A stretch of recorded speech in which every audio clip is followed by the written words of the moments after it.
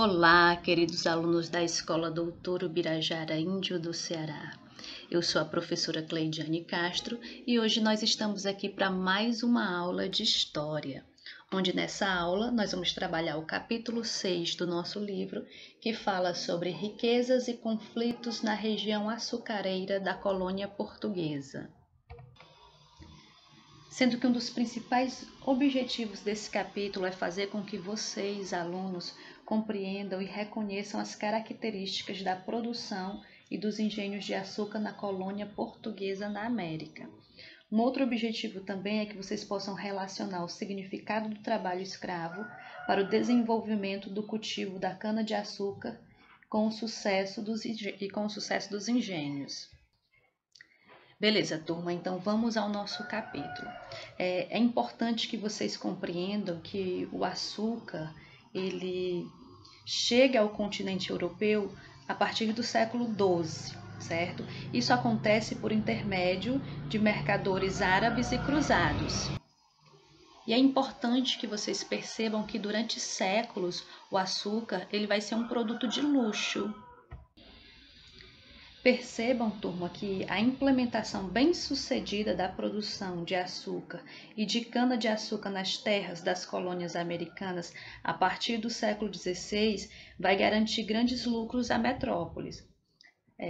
O plantio da cana-de-açúcar e a produção do açúcar, eles eram realizados em grandes fazendas, né, que eram chamadas de fazendas monocultoras. Ou seja, eram fazendas que produziam um único produto, seja o açúcar inicialmente ou posteriormente, após o século XVIII, o café, certo? Então, fazenda monocultora é que vai produzir um único produto. De início, como nós estamos falando nesse capítulo, o açúcar, ok? E o trabalho nessas fazendas, elas eram realizadas por escravos. De início, escravizados indígenas e posteriormente escravizados que vieram do continente africano. Que vieram não, né? Que foram trazidos do continente africano. Bom, o primeiro engenho de cana-de-açúcar instalado aqui no Brasil foi instalado em 1532, na capitania de São Vicente, no litoral do atual estado de São Paulo. 10 anos depois, vai ser instalado um segundo engenho em Pernambuco. O negócio do açúcar ele vai ganhar impulso rapidamente. Em 1580, já eram 115 engenhos instalados no litoral brasileiro. Desses 115, 66 estavam no Nordeste. Os principais centros produtores de açúcar eram as capitanias da Bahia, Pernambuco e da Paraíba. De início, esse termo engenho ele era usado apenas para identificar as edificações na qual se fabricava o açúcar. Só que posteriormente passou a identificar todo o complexo que envolvia a produção açucareira, né? Os canaviais, as matas onde se extraíam as lenhas para as fornalhas, a casa grande, a senzala, a moenda, os instrumentos de produção. Então, tudo isso passou a ser identificado como engenho.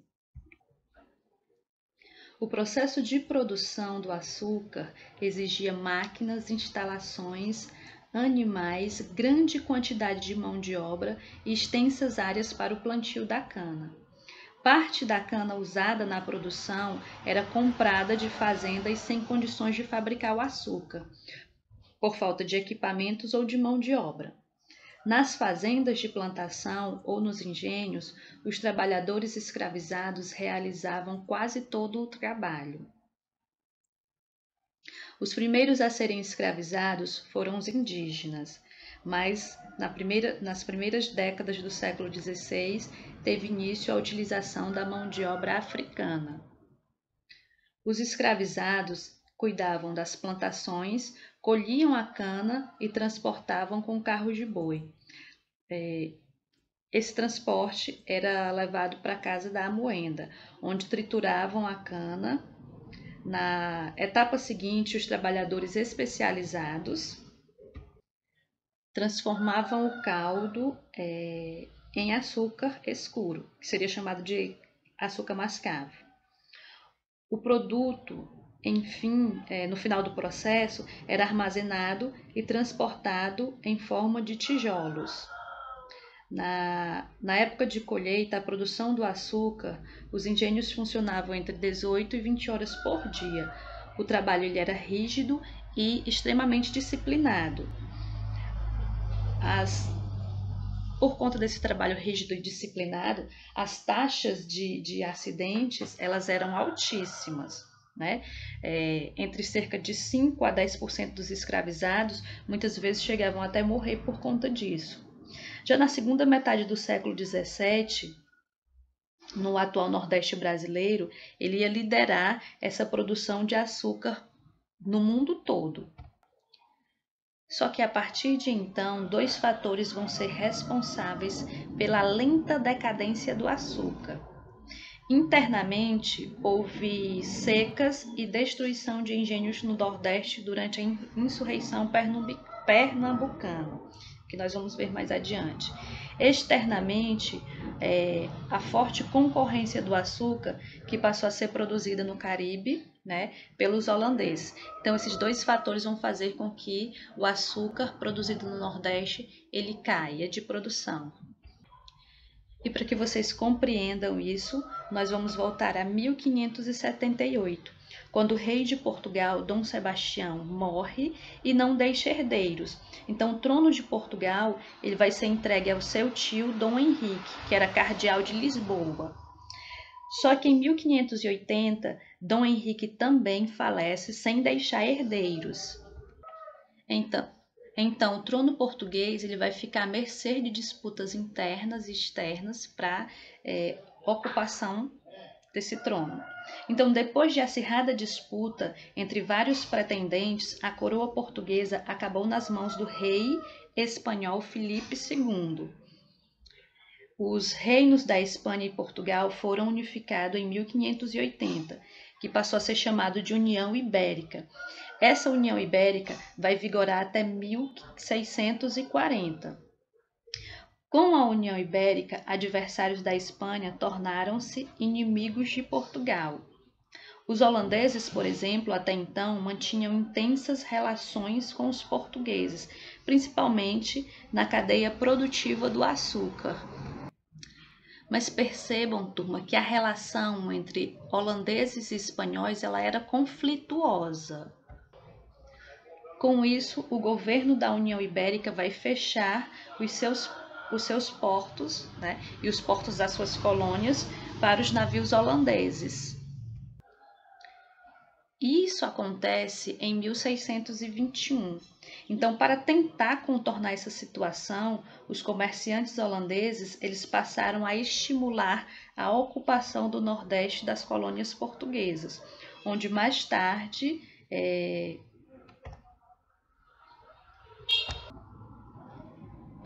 onde mais se produzia açúcar era justamente no Nordeste, né?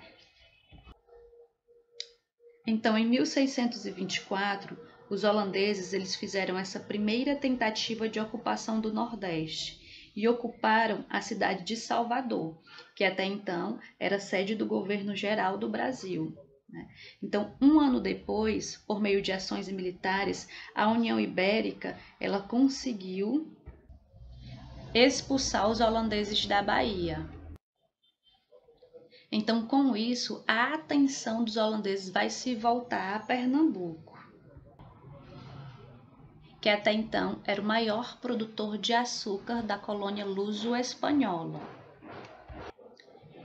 Esses novos ataques holandeses eles vão se iniciar em fevereiro de 1630, quando tropas da Companhia das Índias Ocidentais desembarcam na costa de Pernambuco e ocupam a cidade de Recife e Olinda, que era sede da capitania pernambucana.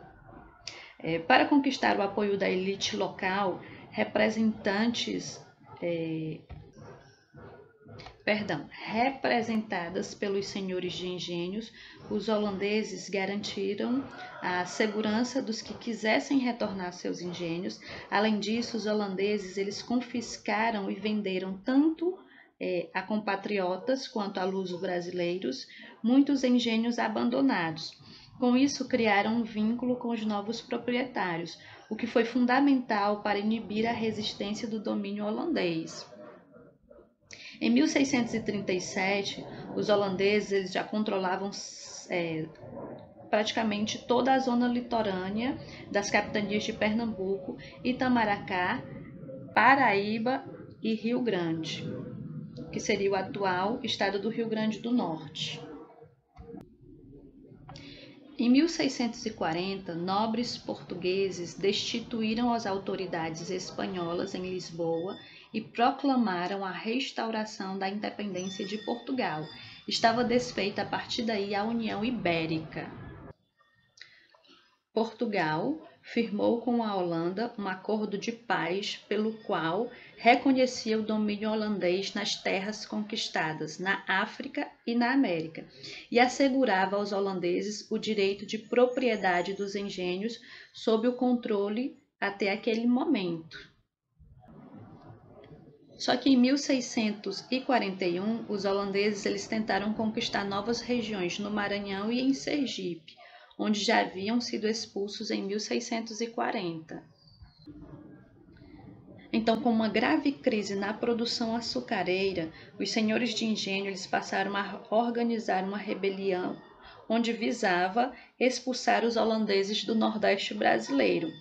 Os conflitos chamados de Insurreição Pernambucana ou Guerra Brasílica começou em 1645 e se estenderam por 9 anos.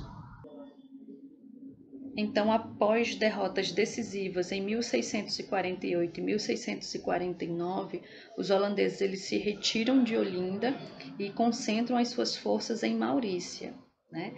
Onde eles permaneceram até a cidade ser sediada aí por uma esquadra portuguesa em janeiro de 1654. Porém, o fim do domínio holandês sobre o nordeste do atual território brasileiro não significou o fim dos problemas dos senhores de engenho ali estabelecidos. Após a desocupação da região, os holandeses levaram para sua colônia no Caribe o conhecimento de todas as etapas da produção do açúcar, adquiridos nos 24 anos em que permaneceram em Pernambuco. Então, esse açúcar produzido no Caribe vai se tornar um forte concorrente à produção do açúcar do Nordeste brasileiro, levando o açúcar nordestino a uma grave crise econômica, né, na colônia portuguesa.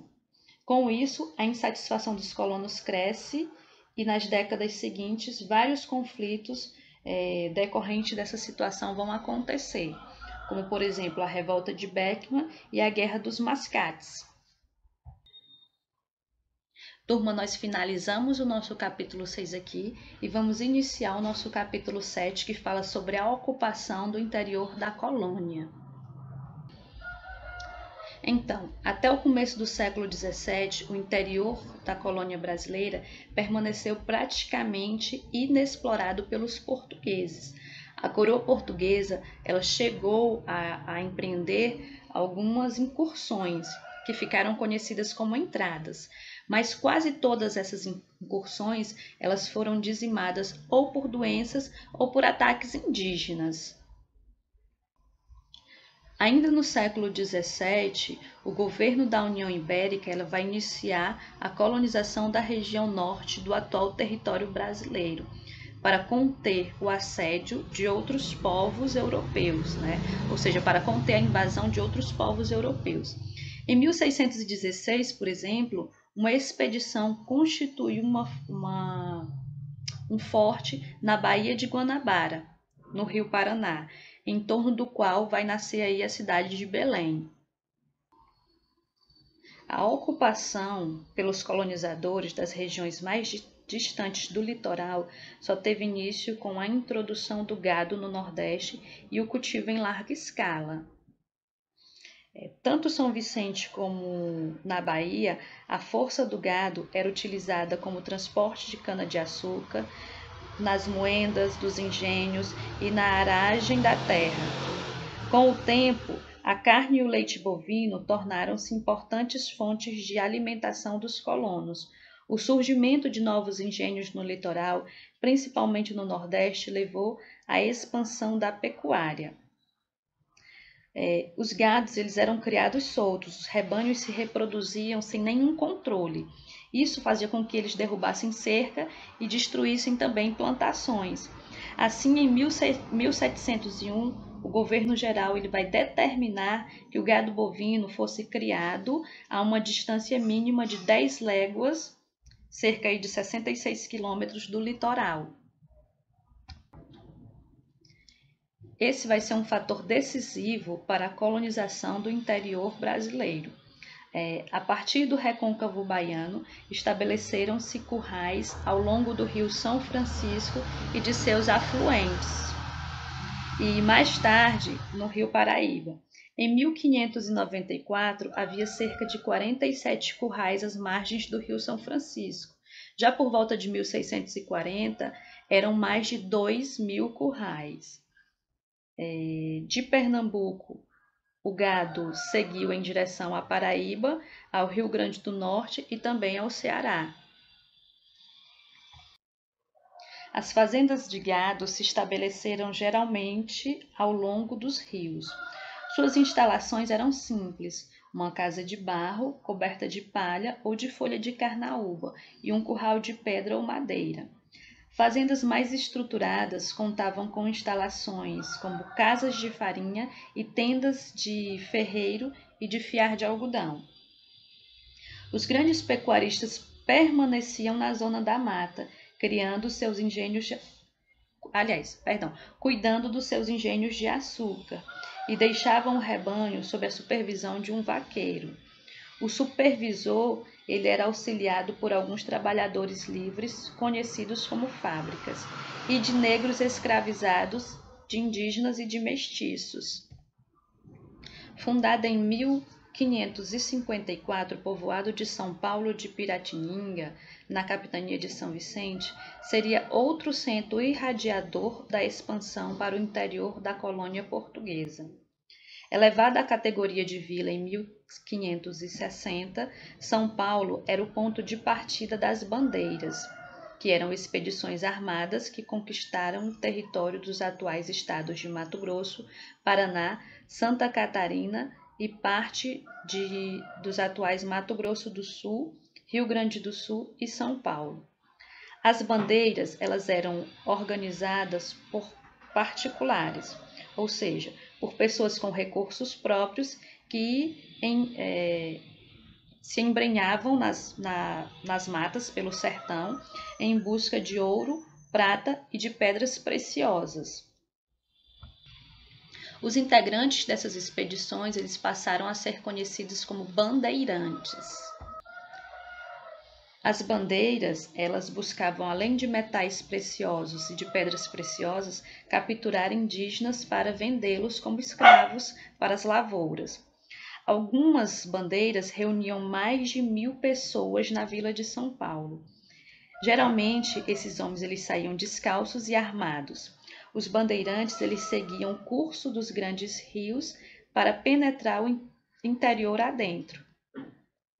Indígenas de aldeias aliadas ou assimilados a vilas participavam dessas expedições, como guia, caçadores ou até mesmo cozinheiros. Os bandeirantes se beneficiavam da cultura indígena, sobretudo no que se refere ao conhecimento da natureza, para desbravar e conquistar o interior. Eles também eram chamados de sertanistas. Eles logo descobriram o potencial da fauna e da flora. Quando os bandeirantes retornavam, eles traziam centenas e até milhares de indígenas escravizados. Eram chamados pelos bandeirantes de negros da terra, né? Ou seja, os indígenas eles eram chamados pelos bandeirantes de negros da terra. Só que os jesuítas eles se opunham a essas expedições, né? Eles eram contrários a essas bandeiras.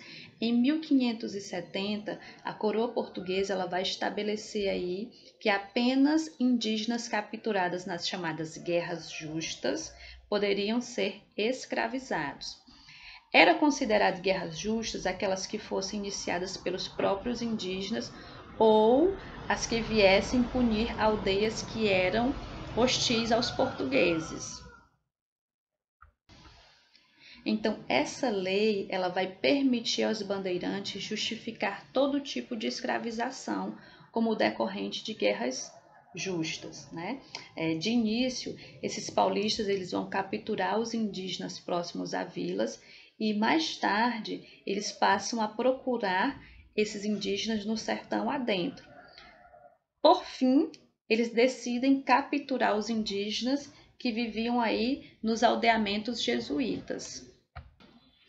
Então, como essas bandeiras elas vão ultrapassar constantemente a linha do Tratado de Tordesilhas, vai haver aí conflito entre espanhóis e portugueses, né? Essas disputas elas passam a acontecer pela posse da região próxima ao Rio da Prata e estende-se por mais de um século.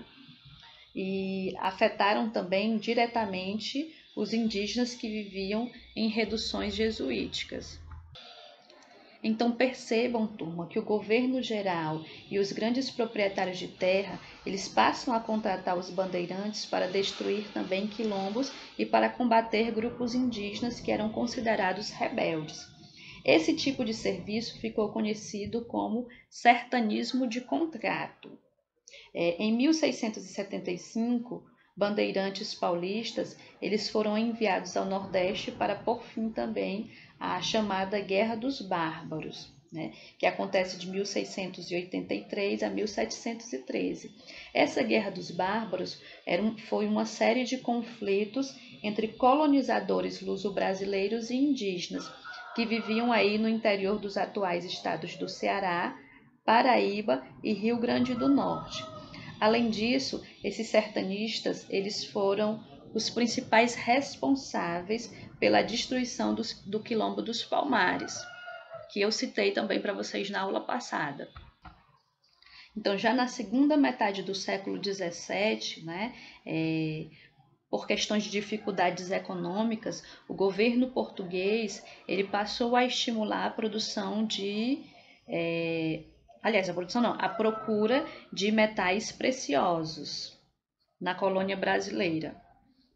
Isso motivou os paulistas a organizarem bandeiras em direção às regiões que mais tarde ficaram conhecidas como Minas Gerais, Goiás e Mato Grosso. Já as expedições que utilizavam o curso dos rios, eles passaram a ser conhecidas como monções e partiam geralmente na época das cheias. A maioria dessas viagens partiam da cidade de Porto Feliz e através dos rios da Bacia do Paraná, em cerca de 5 meses chegavam à região da atual cidade de Cuiabá. A partir de 1639, bandeirantes paulistas descobriram ouro em diferentes lugares da região, que logo passaria a ser chamada de Minas Gerais. A notícia provocou uma verdadeira corrida do ouro. Gente de todo tipo largava tudo o que tinha e se dirigia aí para Minas Gerais em busca de enriquecer rapidamente. De Portugal, por exemplo, chegavam cerca de 4.000 pessoas por ano, né?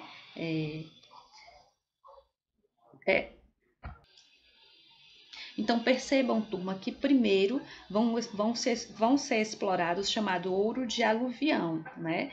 Que era encontrado aí no fundo dos córregos dos rios. Quando os aluviões se esgotaram, eles passaram aí a explorar o ouro de Grupiara, né? Que eram aí escavados nas paredes das montanhas. Por fim, esses exploradores eles começam a perfurar as montanhas para encontrar nas rochas os filões, né, do chamado ouro de mina.